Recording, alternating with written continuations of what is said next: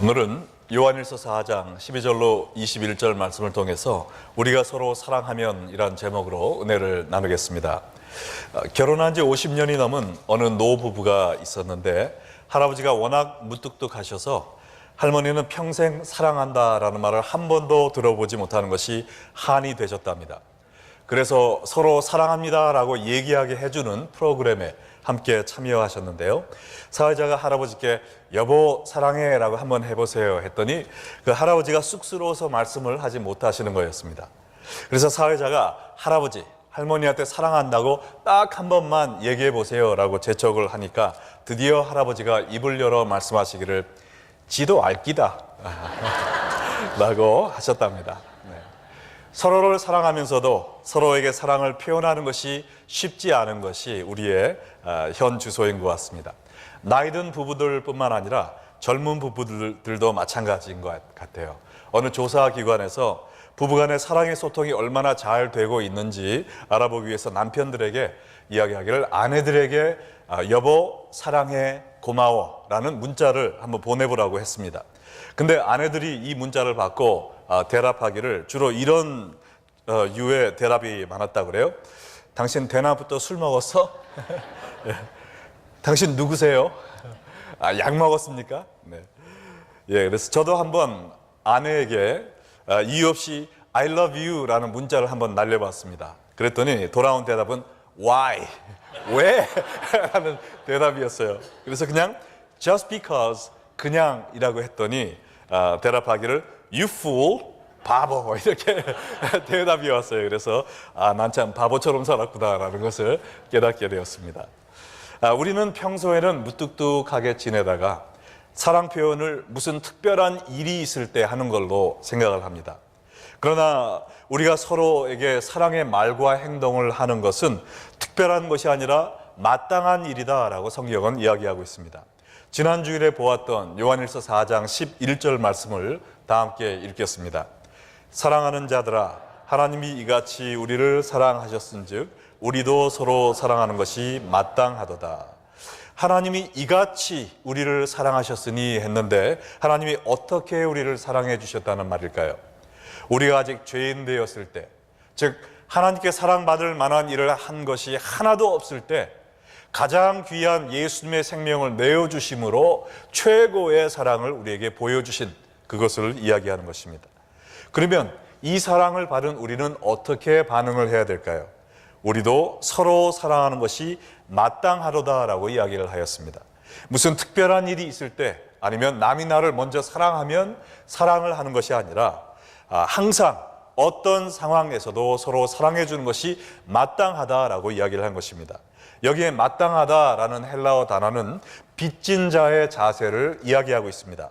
빚진 자가 그 빚을 갚는 것이 당연하듯이 하나님으로부터 큰 사랑의 빚을 진 우리가 서로를 사랑함으로 하나님께 사랑의 빚을 갚는 것이 당연지사다라는 이야기입니다. 자, 그럼 우리 서로 옆에 있는 분들과 한번 사랑 표현을 해볼까요? 옆에 있는 분들 눈을 보시면서 사랑합니다 한번 해보세요. 사랑합니다. 네. 네. 옆에 혹시 남편이나 아내가 있다면 손을 꼭 붙잡고 여보 사랑해라고 한번 해보시기 바랍니다. 사랑합니다라는 말보다는 네 내 맘 알제? 라는 말이 더 많은 것 같아요. 네. 자, 우리가 서로 사랑하는 것이 마땅하다라는 이 말 뒤에 나온 성경 본문, 그것이 바로 오늘 우리가 읽은 요한일서 4장 12절로 21절 말씀입니다.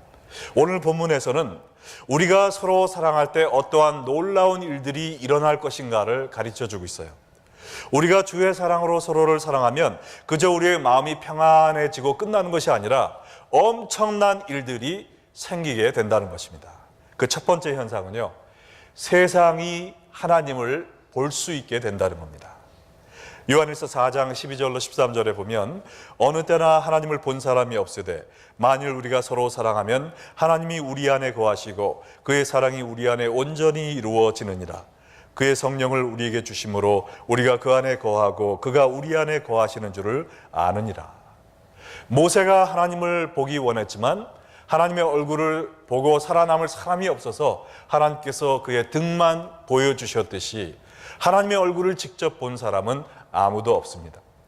그러나 하나님의 자녀들이 서로 사랑하면 하나님의 본질인 사랑을 나타냄으로 말미암아 사랑의 하나님이 우리 가운데 살아계시다라는 것을 모든 사람에게 보여준다는 말입니다. 이 세상에 하나님을 보여주는 것은 아무나 할 수 있는 일이 아니죠. 역사 이래 하나님을 이 세상에 보여준 사람은 오직 예수 그리스도밖에 없었어요. 요한복음 1장 18절을 다 같이 읽어볼까요? 본래 하나님을 본 사람이 없으되 아버지 품속에 있는 독생하신 하나님이 나타내셨느니라. 2000년 전 독생자 예수 그리스도를 통하여 자기의 모습을 세상에 보여주셨던 하나님께서는 오늘 이 시간 여러분과 저를 통해 이 세상에 하나님의 모습을 보여주기를 원하십니다. 우리가 서로 사랑할 때 하나님의 모습을 이 세상이 보게 된다는 것입니다. 얼마나 큰 특권이에요. 오늘 본문의 14절과 15절을 보면 아버지가 아들을 세상의 구주로 보내신 것을 우리가 보았고 또 증언하노니 누구든지 예수를 하나님의 아들이라 시인하면 하나님이 그의 안에 거하시고 그도 하나님 안에 거하느니라. 하나님은 그의 아들 예수 그리스도를 누구의 구주가 되도록 보내주셨다고 했습니까? 세상의 구주죠. 나 한 사람의 구주가 아니라 여기에 옹기종기 모여있는 몇몇 신앙인들의 구주가 아니라 세상 모든 민족의 구주가 되도록 예수님을 보내주셨다는 거예요. 그러므로 세상의 구주로 오신 예수님을 만난 우리들이 마땅히 해야 되는 일은 여기 14절에 기록된 것처럼 우리가 본 이 예수님에 대해 증언해야 된다는 것입니다. 예수님을 전파해야 된다는 것입니다. 그래서 모든 사람들이 예수를 하나님의 아들이라 시인함으로 말미암아 구원받은 하나님의 백성이 되는 것, 이것이 하나님의 가장 큰 소원임을 믿으시기 바랍니다. 그러면 세상 사람들이 어떻게 예수님이 구세주인 것을 믿게 될까요? 요한일서 4장 16절에 보면 하나님이 우리를 사랑하시는 사랑을 우리가 알고 믿었노니 하나님은 사랑이시라. 사랑 안에 거하는 자는 하나님 안에 거하고 하나님도 그의 안에 거하시느니라. 하나님이 우리를 사랑하시는 사랑을 알 때 그를 믿을 수 있다라고 성경은 이야기하고 있습니다. 여기서 알 때라는 것은 지식적으로 아는 것을 이야기하는 것뿐만 아니라 체험적으로 이야기를 하는 것, 아는 것을 이야기하는 것입니다. 우리가 예수님을 믿기 위해서는 예수님이 나를 위해 십자가에 돌아가셨다라는 복음을 들어야 됩니다. 근데 듣는 것으로 끝나는 것이 아니라 그 하나님의 사랑을 보여줘야 된다는 거예요. 어떻게 해요? 우리 성도들이 하나님의 사랑으로 서로를 사랑하고 말미암아 성경에 기록된 하나님의 사랑이 지금도 존재한다. 이 사랑의 하나님이 우리와 함께 계시다.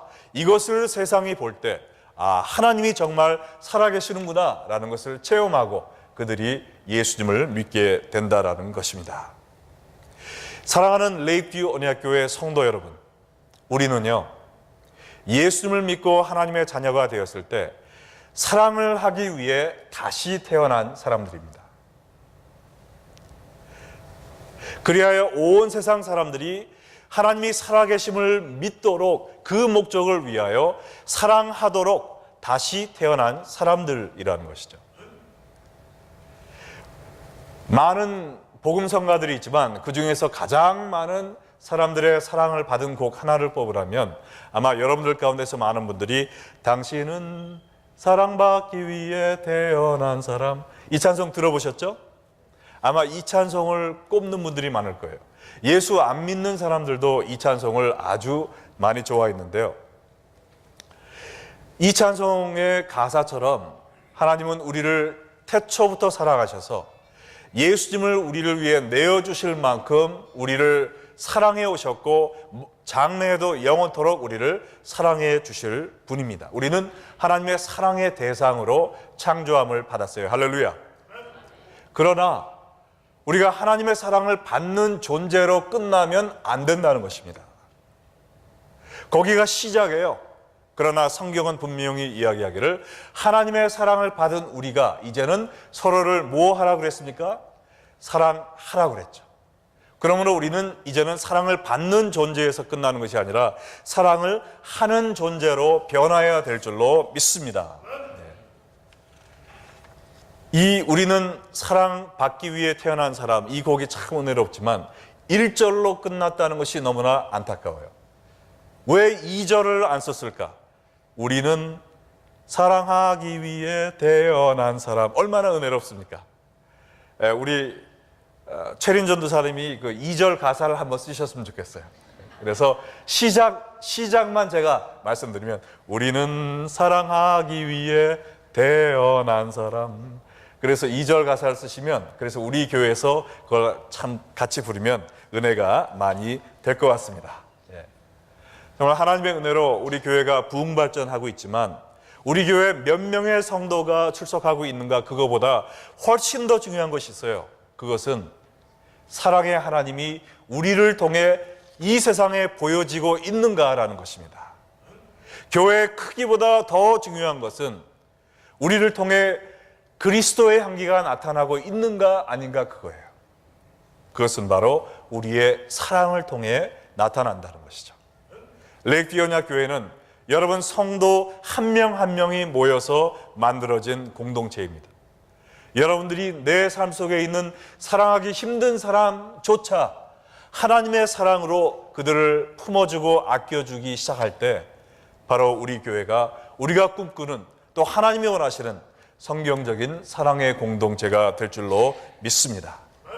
여러분 한 분 한 분이 하나님의 사랑으로 서로를 사랑으로 함으로 말미암아 우리 레이크뷰 언약교회를 통해서 하나님의 사랑이 온 세상에 보여질 수 있기를 주 예수 그리스도의 이름으로 축원합니다. 자, 우리가 서로 사랑할 때 기대할 수 있는 또 하나의 엄청난 축복은 우리가 담대하게 심판날을 맞이하게 된다는 것입니다.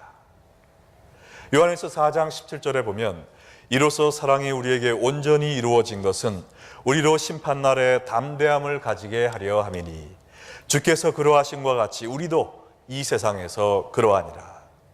우리가 하나님의 사랑으로 서로를 사랑하게 되면 하나님의 본질인 사랑이 우리 안에 온전히 이루어짐으로 말미암아 우리는 아무 두려움 없이 최후 심판을 기다리고 맞이할 수 있다는 것입니다. 왜냐하면 17절 후반절에 이런 것처럼 주께서 그러하심 같이 우리도 그렇게 된다는 거예요.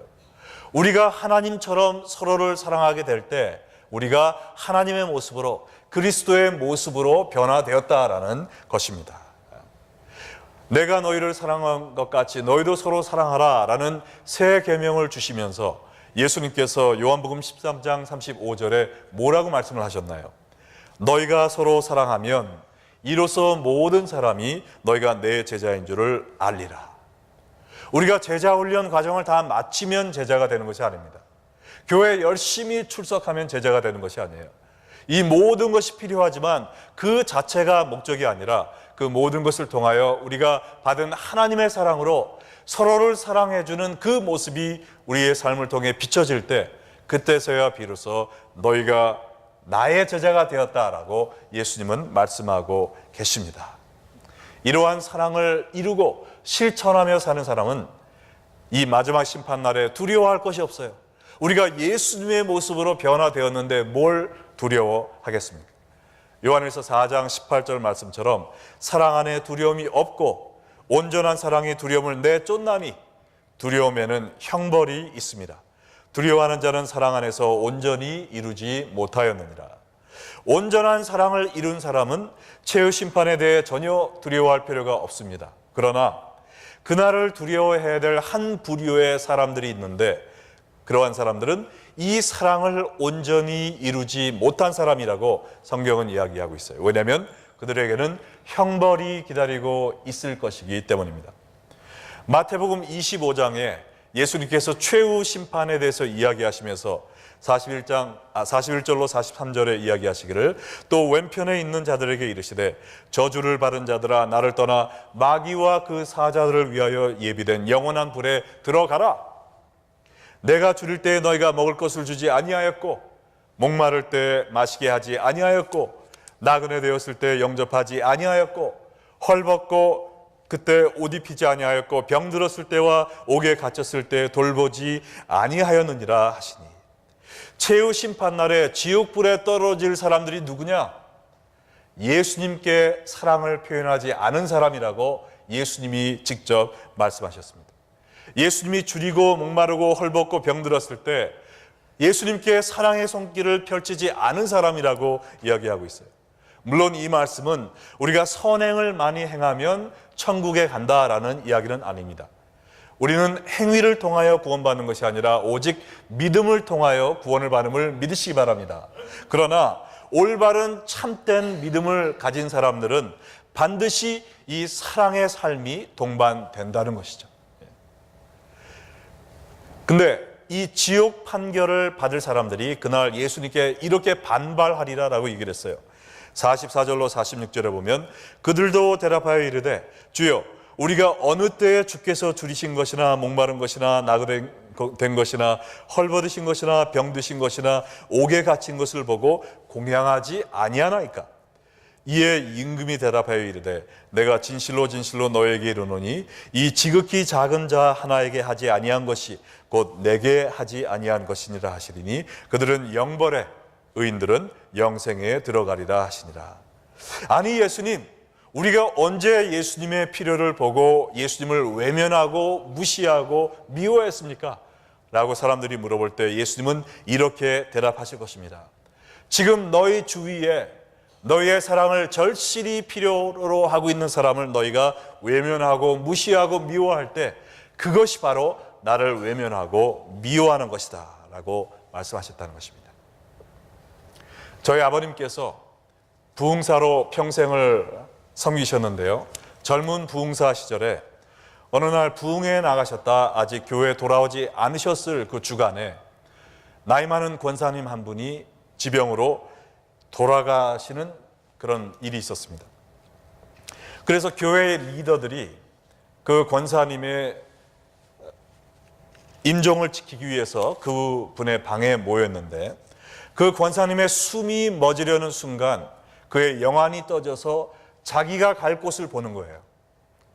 근데 꿈에도 그리던 천국이 아니라 유황불이 활활 타오르는 지옥불이 자기를 기다리고 있는 것을 보게 된 것입니다. 그래서 이 권사님이 비명을 지르면서 다시 깨어나서 빨리 목사님 좀 불러와요, 빨리 목사님 좀 불러와요 라고 이야기를 했다고 합니다. 그때 마침 저희 아버님이 부흥회에서 돌아오셔서 이야기를 듣고 그 권사님의 집에 뛰어가서 그 방 안으로 들어가셨어요. 그 권사님을 얼싸안고 온 교우들이 함께 기도하는데 이제는 권사님 혼자가 아니라 권사님과 저희 아버님이 같이 환상을 보는 겁니다. 그 권사님을 기다리고 있는 지옥불이 눈앞에 보이는 거예요. 그걸 보고 이 권사님이 대성통곡하며 회개하기 시작했습니다. 그리고 그 방 안에 있던 사람들한테 아무개 좀 불러주세요, 아무개 좀 불러주세요 부탁을 했습니다. 그 부탁을 듣고 그 방 안에 들어온 사람들은 그 권사님이 아직 용서하지 못했던 사람, 화해하지 못했던 사람, 사랑하지 못했던 사람들이었어요. 그 권사님이 눈물로 나를 용서해 주세요, 그리고 제가 당신을 용서합니다 하며 화해하고 사랑의 관계를 회복한 후에 약 1시간 후에 그 권사님은 평안한 얼굴로 천국에 입성하셨다고 합니다. 그러나 이 권사님이 천국에 들어가시기 전에 우리 아버지에게 이러한 부탁을 했다고 해요. 목사님은 부흥사로서 전국 방방곡곡에 다니시면서 많은 교회에서 말씀을 외치시는데요, 가는 곳곳마다 제 이야기를 꼭 해주세요. 제가 교회는 48년 다녔지만 사랑이 없었기에 진실된 믿음은 오직 1시간만 경험하고 죽었다고, 저처럼 되지 말라고, 사랑하며 살라고 꼭 좀 이야기해 주세요 라고 부탁한 것을 저희 아버님을 통해서 제가 들었습니다. 여러분은 하나님의 부르심을 받을 준비가 되어 있습니까? 하나님이 여러분을 부르실 때요, 하나님의 마지막 심판대 앞에 설 때 우리가 몇 년을 교회 생활했는 것은 아무런 의미가 없습니다. 여러분이 교회에서 무슨 직분을 받았고 무슨 봉사를 했고 아무런 소용이 없습니다. 여러분이 내가 예수를 믿습니다 라고 얘기할지라도 행함이 없는 거짓 죽은 믿음이었다면 그 믿음이 여러분을 구원시킬 수가 없습니다. 하나님이 찾으시는 믿음은 뭐냐? 예수님 한 분만을 믿는 참된 믿음인데요, 그 예수님을 믿음으로 말미암아 내 삶의 주인이 바뀌는 거예요. 내 옛사람이 죽고 이제 예수님이 내 안에 살아계셔서 예수님이 나를 사랑하는 것처럼 나를 통해 예수님이 다른 사람을 만져주고 사랑해주고 용서해주는 그러한 사랑을 통해 나타난 믿음, 그것이 산 믿음인 줄로 믿습니다. 여러분 가운데 교회를 몇십 년 다녔다 할지라도, 내가 예수님을 믿는다 고백한다 할지라도 내 마음속에 용서하지 못한 사람, 사랑하지 못한 사람이 있다면 오늘이 가기 전에, 더 늦기 전에, 하나님의 부르심을 받기 전에 그 모든 사람들과 용서하시고 화해하시고 예수 그리스도의 사랑을 실천하시다가 주님 부르시는 날 담대하게 심판대 앞에서는 여러분 되시기를 주의 이름으로 축원합니다. 우리가 서로 사랑할 때 일어나는 또 하나의 귀한 역사가 있는데요, 그것은 하나님이 우리의 사랑을 비로소 느끼시게 된다라는 것입니다. 요한일서 4장 19절과 20절에 보면 우리가 사랑하면 그가 먼저 우리를 사랑하셨습니다. 누구든지 하나님을 사랑하노라 하고 그 형제를 미워하면 이는 거짓말하는 자니 보는 바 그 형제를 사랑하지 아니하는 자는 보지 못하는 바 하나님을 사랑할 수 없느니라. 우리가 아무리 예배를 통해서 기도를 통해 찬양을 통해 하나님 사랑합니다 라고 외쳐도 우리의 삶 속에 형제를 사랑하지 못하고 있다면요, 하나님은 거짓말이야 라고 우리한테 얘기하신다는 것입니다. 형제를 용서하지 못하고 품어주지 못하고 예배 드리러 오면, 예수님도 뭐라고 그랬어요? 예배를 드리지 말라고 그랬어요. 예물을 거기에 내려두고 먼저 가서 화해하고 그 후에 와서 예배를 드리라고 그랬습니다. 내가 아무리 하나님을 사랑한다 해도 형제를 사랑하지 않는다면 나와 하나님의 관계는 이미 막혀 있는 것입니다. 하나님을 향한 나의 사랑의 고백은 거짓이라는 거예요. 이것이 성경의 말씀입니다. 우리가 눈에 보이는 형제를 사랑할 때 하나님을 사랑하는 것이고요, 눈에 보이는 형제를 미워할 때 하나님을 미워하는 것입니다. 여러분, 20절에 있는 보는 바 그 형제를 사랑하지 아니하는 자라는 구절에서 그 형제라는 말 대신 남편, 아내, 장로님, 권사님, 집사님, 성도님을 넣어보시기 바랍니다. 보는 바 그분을 사랑하지 못하고 있다면 하나님을 사랑할 수 없다라고 성경은 이야기하고 있어요. 여러분 삶 속에 지금 이 형제 대신 집어넣을 수 있는 누군가가 여러분과 하나님 사이에 걸림돌이 되고 있지는 않습니까? 그분들이 아무리 여러분의 속을 썩였다 할지라도, 아무리 여러분의 마음을 박박 긁어댄다 할지라도 하나님은 여러분이 그분들을 용서하고 사랑해 주기를 원하세요. 왜냐하면 19절 말씀처럼 우리가 하나님의 속을 썩이는 십자가의 원수인 죄인 되었을 때 하나님께서 우리를 먼저 사랑해 주셨기 때문입니다. 우리가 경험한 그 사랑으로 우리의 삶에 우리를 힘들게 하는 그 사람들을 사랑해 주기를 하나님은 지금도 원하고 계십니다. 하나님이 우리에게 기대하시는 사랑은요, 이 세상의 사랑이 아니에요. 이 세상의 사랑은 때문에 사랑입니다. 저 사람이 나한테 잘하기 때문에, 저 사람이 사랑스럽게 행동하기 때문에, 저 사람이 나에게 이익을 줄 수 있기 때문에 내가 사랑한다는 것은 계산적인 사랑이죠. 그러나 하나님의 사랑은 그럼에도 불구하고의 사랑입니다.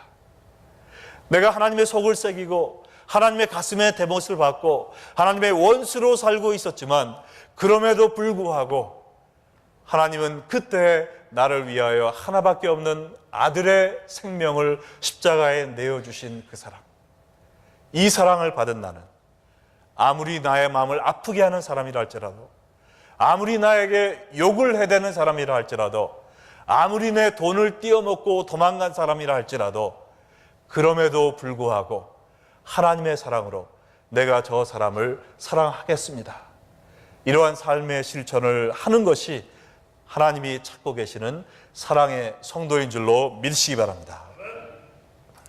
왜 우리가 이렇게 사랑하며 살아야 되냐고요? 예수님은 마태복음 5장 44절로 46절에서 이렇게 설명하셨습니다. 나는 너에게 이르노니 너의 원수를 사랑하며 너희를 박해하는 자를 위하여 기도하라. 이렇게 한즉 하늘에 계신 너희 아버지의 아들이 되리니 이는 하나님이 그 해를 악인과 선인에게 비추시며 비를 의로운 자와 불의한 자에게 내려주십니다. 너희가 너희를 사랑하는 자를 사랑하면 무슨 상이 있으리요? 세리도 이같이 아니하느냐. 나를 사랑하는 사람을 사랑하는 것은 예수 믿지 않는 사람도 하는 세상적인 사랑이라는 것입니다. 그것은 사랑이 아니라 일종의 비즈니스죠. 네가 나한테 이렇게 했으니까 나도 너한테 이렇게 하리라 라는 일종의 거래이지 사랑이 아니라는 것입니다. 참 사랑은 하나님이 모든 사람에게 공평하게 햇빛을 비춰주시듯이, 모든 사람에게 단비를 공평하게 내려주시듯이, 나의 원수이든 경쟁자이든 상관없이 차별 없이 모든 사람을 사랑하는 것이 하나님이 원하시는 참 사랑입니다. 어떤 사람이 나타나면 반갑게 손을 잡고 인사하고, 다른 사람이 나타나면 고개를 획 돌리고 다른 데로 돌아가는 것은, 그것은 하나님의 참사랑이 아니라는 것입니다. 여러분 가운데 아니 내가 왜 그런 사랑을 해야 돼요? 나는 하기 싫어요 라고 말하고 싶은 분도 계시겠지만, 여러분의 이런 사랑은요, 내가 하고 싶을 때 하고 하기 싫으면 안 해도 되는 그런 부류의 사랑이 아닙니다. 내가 선택의 여지가 있는 것이 아니에요. 오늘 본문의 마지막 구절인 요한일서 4장 21절을 다 함께 읽겠습니다. 우리가 이 계명을 주께 받았나니 하나님을 사랑하는 자는 또한 그 형제를 사랑할지니라. 하나님을 사랑하는 마음으로 형제를 사랑하는 이것은 하나님이 우리에게 제안하신 게 아니라는 것이죠. 뭐라 그랬습니까? 이것은 주께서 주신 계명이라고 그랬어요. 계명은 영어로 commandment죠. 명령입니다. 하나님께서 우리에게 주신 명령이에요. 우리의 기분과 감정에 상관없이 하나님을 주인으로 모신 사람들은 반드시 순종해야만 하는 하나님의 명령인 것입니다. 여러분들 여기 있는 분들 가운데 세금 다 내시죠? 기분 내킬 때만 세금 내는 분들 한번 손 들어보세요. 세금 내고 싶은 마음이 없으니까 이때 내가 세금을 내면 나는 위선자니까 세금 안 내. 그럴 수 있습니까? 세금을 내는 것은 내가 내고 싶던 안 내고 싶던 항상 내야 되는 모든 국민들의 의무요 책임입니다. 그 책임을 이행하지 않을 때는 어떻게 되죠? 거기에 대한 형벌이 따르는 거죠. 콩밥을 먹어야 되는 겁니다. 이와 마찬가지로 우리가 형제를 사랑하고 원수까지 사랑하는 것은 내가 하고 싶으면 하고 아직은 내 마음이 준비가 안 됐으니까 안 해. 저 사람이 먼저 나한테 와서 용서를 빌면 해줘도 나는 먼저 안 해. 그렇게 선택의 여건이 있는 것이 아니라는 거예요. 하나님이 우리에게 주신 명령입니다. 오직 순종과 불순종만 있어요. 거기에 대한 상급과 형벌만 있습니다. 선택은 우리가 하지만 그 선택에 대한 결과는 이미 나와 있어요. 하나님은 우리가 이 말씀을 순종하기를 기다리고 계십니다. 우리가 세금을 내고 싶지 않아도 낼 때 그 나라에서 주는 혜택을 누리듯이요, 내가 사랑하고 싶은 마음이 없어도 사랑한다면 그때 사랑하는 자에게 주시는 예비해 놓으신 이 엄청난 축복들을 우리가 경험하게 되는 거예요.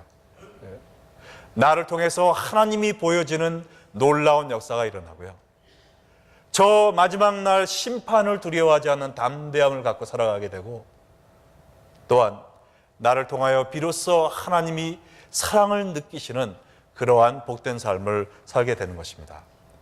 여러분, 내 자신이 뭘까요? 내가 느끼는 감정이 나일까요? 아니면 내가 선택하는 나의 의지와 행동이 나 자신일까요? 많은 사람들은 내 감정이 나라고 생각합니다. 그러나 감정은 내가 텔레비에서 뭘 봤는지, 날씨가 어떤지, 아침에 뭘 먹었는지에 따라서도 왔다리 갔다리 하는 것이 우리의 감정이에요. 감정은 아무것도 아니에요. 그냥 포장지와 똑같은 겁니다. 그러면 진짜 나는 누구인가? 내가 하나님의 말씀을 순종해야지라고 의지적으로 하나님을 순종해서 행동을 한다면 그것이 바로 진실된 나입니다. 그럴 때 감정이 나중에 뒤따라오는 거예요. 내가 사랑하는 마음이 없으니까 사랑 안 해. 그것은 어리석은 생각입니다.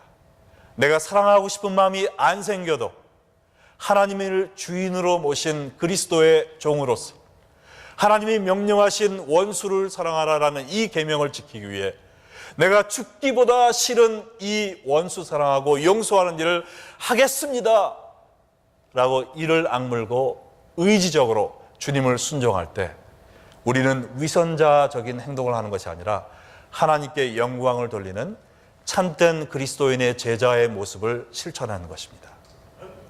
그러한 삶을 살 때 하나님께서 영광 받으시고요, 우리의 삶 속에 하나님의 영광이 나타나고 우리가 참된 그리스도인의 기쁨을 누리면서 살 수 있게 되는 것이에요. 감정이 우리를 지배할 때까지 기다리지 마시기 바랍니다.